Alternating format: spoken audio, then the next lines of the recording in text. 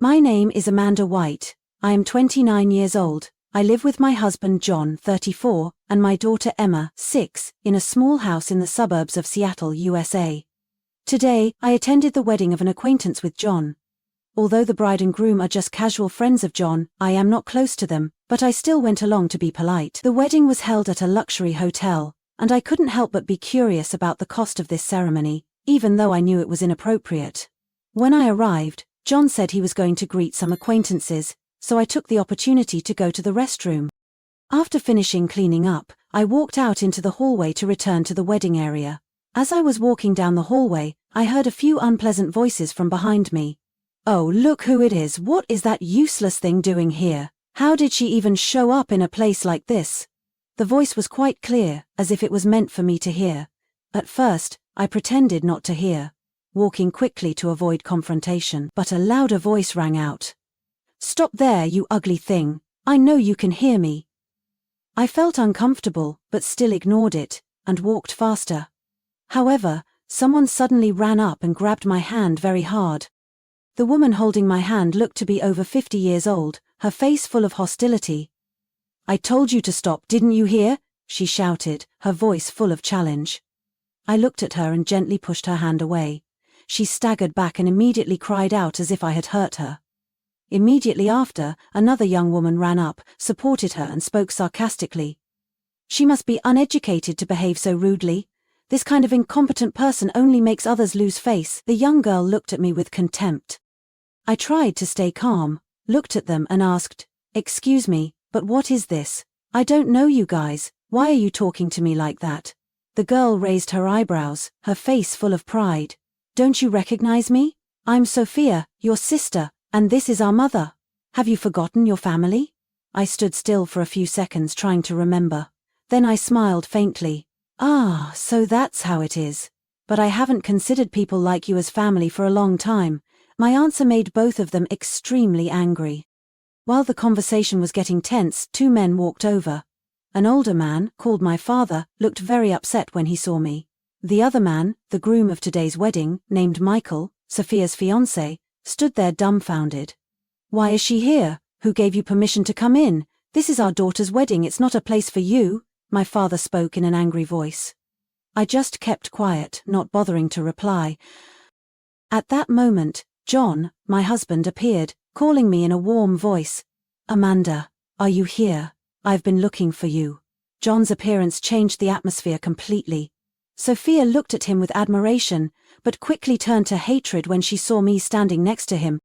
John politely bowed to everyone and said softly, "Amanda, are you okay? Did something happen?" I smiled slightly and replied, "It's okay, just met some strange people." Sophia refused to let it go, loudly demanding that my parents and Michael kick me out of the wedding. However, Michael, who knew John's reputation, a talented doctor and the son of the director of a large hospital, immediately stopped him. He apologized to me and John for Sophia's rude behavior, but Sophia did not admit her mistake, continuing to criticize me as a freeloader and a fatalier. I smiled coldly, reminding myself that those insults no longer had any effect on me. At this moment, I just wanted to quickly leave this hostile place. John and I decided to leave, leaving behind the people who used to be my family, but now had no meaning anymore.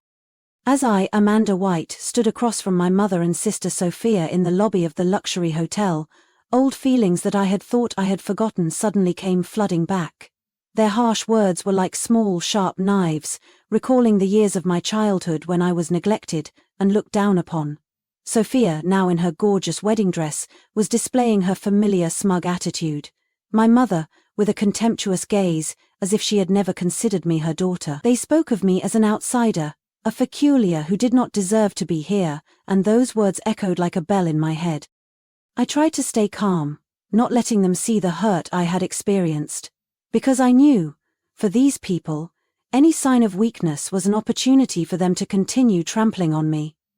They began to list the sins that I had committed while living with my family, from not meeting their expectations, to being considered a burden. Sophia, with a smug look on her face, emphasized that I had been kicked out of the house 10 years ago for not being good enough, for not being worthy of being a family member.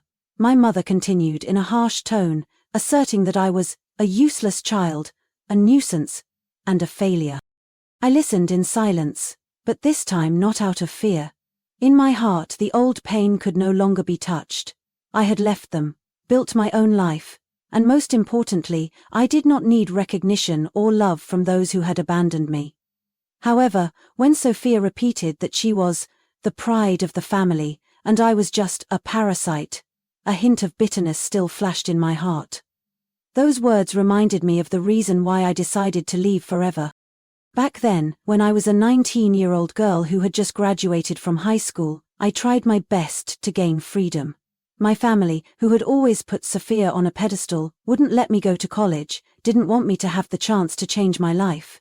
"You will work and send money home to repay our debt of gratitude," were the last words my mother said before kicking me out of the house. But they didn't expect that I had been quietly preparing for a long time. With the savings from my part-time jobs, and the help of a kind aunt, I began to build a new future.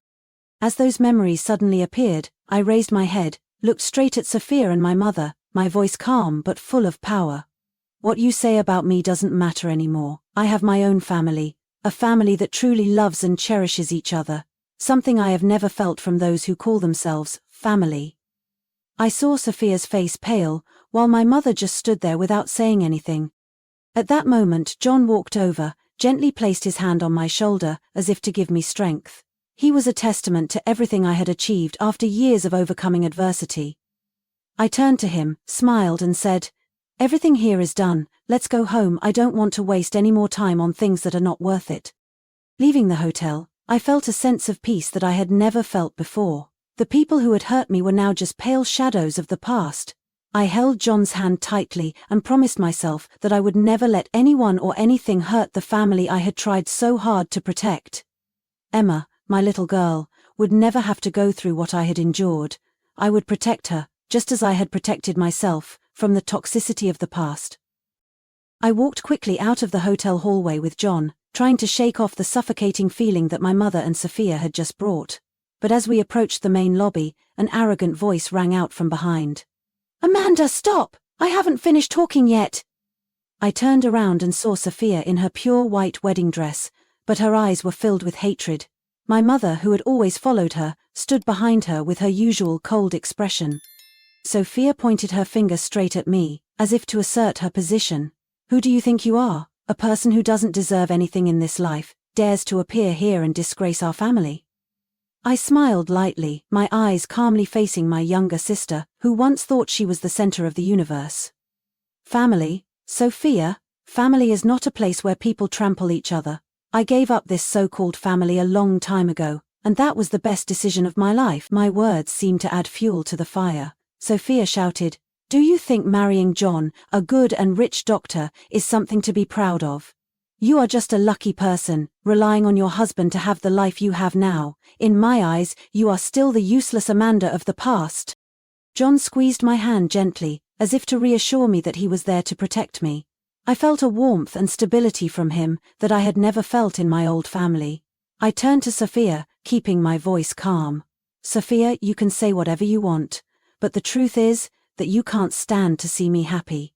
My life may have been difficult, but I never gave up, and look, it was that effort that brought me to a place you could never reach, a real life." In that moment I saw Sophia's eyes change, no longer just anger but jealousy and bitterness. She turned to my mother as if seeking support, but she just stood there, her eyes wavering. Perhaps for the first time in her life, my mother realized that all the things she had done for Sophia could not cover up her weakness and selfishness. Suddenly Michael, Sophia's fiancé, appeared. He looked confused, and somewhat annoyed, at the scene before him. "Sophia, what are you doing? This is our wedding. You can't treat guests like that, especially your sister." Sophia turned to Michael, her face angry. "Guest? You call her a guest? The one who was kicked out of the house 10 years ago? The one who doesn't deserve to exist in this family?" Michael looked at me, then back at Sophia, his expression changing, from surprise to annoyance. "Amanda, I'm sorry for Sophia's words," he said, trying to calm the situation. But before he could say more, I smiled slightly and replied, "It's okay, Michael. None of this matters to me anymore." I looked at Sophia one last time, my eyes no longer filled with resentment, but with resignation. "Congratulations on your wedding," I said, then turned and walked away with John, leaving all the chaos behind. On the way to the car, I held John's hand, feeling lighter than ever. The harsh words, the contemptuous looks, all of them could no longer reach me. I had my real family, where there was love and respect. Sophia and my mother, who had tried to keep me in hatred, were now just shadows in my memory. I had won, not because of winning or losing, but because I had found true freedom and happiness. As John and I walked out of the hotel, the warm afternoon sunlight shone on the two of us, dispelling the suffocating feeling we had just experienced. I held his hand tightly, feeling the peace from the man who had always been my solid support. But even though I wanted to move on, I still had some worries about what had just happened. Sophia and my mother, who used to be my family, are now nothing more than hostile strangers. Their harsh words and contemptuous looks once caused me pain and despair, but now, looking back, I realize that those injuries no longer have any power over me. What they did no longer affects me, no longer defines me. However, what weighs on my heart is not what they said, but the collapse of the illusions I once had about them. I used to think that maybe one day, Sophia would realize her mistakes. Maybe my mother would look back and see that love should be reserved for both children, not just one. But this did not happen. Instead, they remained spiteful and treated me as an outsider. Faced with this reality, I no longer felt angry, but only regret. Too bad for them, for missing out on the chance to build a real relationship, not based on favoritism and comparison. John looked at me, his gentle eyes seemed to read the thoughts that were suppressed in my heart. He gently said, "Amanda, you did very well. You don't need to worry or feel guilty about what happened. Those people chose to treat you like that, and you are strong enough to overcome it. They are no longer your burden." John's words were like a gentle breeze blowing away the heavy feeling in me. I smiled, nodded at him. "You're right. I tried my best. But there are things that cannot be changed. I have you, I have Emma, and that is my real family." We walked on, but before leaving the hotel grounds, I turned back to look at the building once more. Those luxurious walls seemed to be enclosing the fragments of a family that once existed in my memory, but now, I no longer belonged there. Sometime later, I heard about what had happened to Sophia and my mother. Sophia's marriage did not last long. Her husband Michael quickly realized her deception. They divorced just a few months later, and Sophia fell on hard times. My mother and father, who had despised me, now also fell on hard times. When their clinic had to close due to a loss of reputation, they tried to contact me through John, seeking help, but of course, I had no reason to go back to help people who had abandoned and hurt me. When the news reached me, I felt only a little pity, not because I still loved them, but because I knew they had brought themselves to that path. They had chosen their own way of life, and now they had to suffer the consequences. It was not my responsibility. I returned home to John and Emma, where I knew I truly belonged. In the arms of those who love me, I realized that nothing is more precious than the family I have built. The pain of the past is now just a faint memory. I have found freedom and happiness, and that is what matters most. Amanda's story is a profound lesson about the value of independence, resilience, and self-respect. Life is not always fair, but instead of wallowing in pain, we need to strive to overcome adversity and build a better life. Most importantly, cherish and protect sincere, loving relationships, which are truly family. Don't let the past or people who don't appreciate you stop you from moving forward. Happiness is created by ourselves. Please share your thoughts on this story. We look forward to hearing your views to spread meaningful lessons. Don't forget to subscribe to the channel so you don't miss the next stories about life and family, where emotions and values truly shine.